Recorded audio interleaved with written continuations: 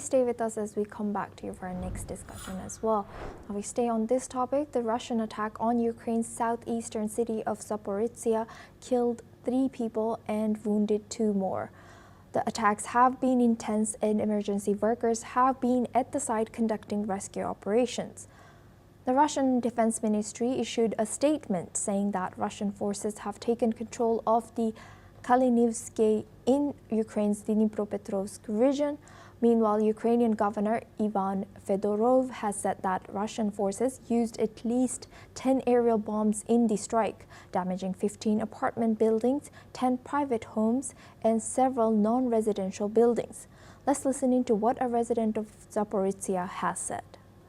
Десь чи пів п'ятій, чи в п'ятій от повітряної тривоги. Прочитала в телеграм-каналі, що загроза кабів. Я подумала, каби не долітають, думаю, ну нічого, лягла знову спати. І вдруг як бабахнуло, потім ще я зрозуміла, що каби по Запоріжжям, потім пишуть шевчик.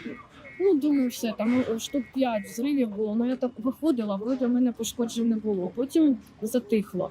Думаю, може вже відбій. А потім ще в 6 утра 2 страшні взриви були. Перше світло погасло, тобто виробило світло. Now we go back to Professor Andrew Latham for this discussion. Thank you, Professor, for staying with us. Now looking at the continued aerial bombings on civilian infrastructure from both sides, how do you think the information warfare is being used in this Ukraine and Russia's war? Yeah, well, this is another instance of the Russians behaving in a military sense, not in a moral sense, but in a military sense, very rationally. These bombs, whether they be drones or aircraft launched bombs, are cheap. They're inexpensive. What's really expensive is the air defenses needed to shoot these down, to intercept them, to mount rescue operations, to reconstruct after the war, the shooting war is over. So it makes sense. You invest a little and you get a lot.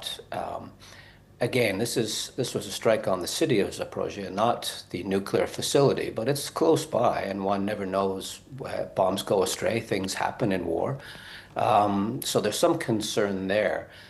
With respect to the information war, Ukraine has an interest in making this out to be an egregious violation of international law, indiscriminate targeting of civilians, which is illegal under international law.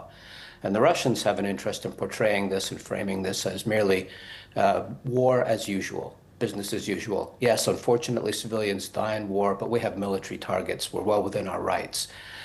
In the West, I think the Ukrainians are winning the information war. In the rest of the world, I'm not so sure. I think the Russians are making a case in various countries around the world that people want to hear, and that's what they're hearing. Right. Thank you very much, Professor, for sharing that. Please stay with us as we come back to you for our next news as well. Now, Russian state media has reported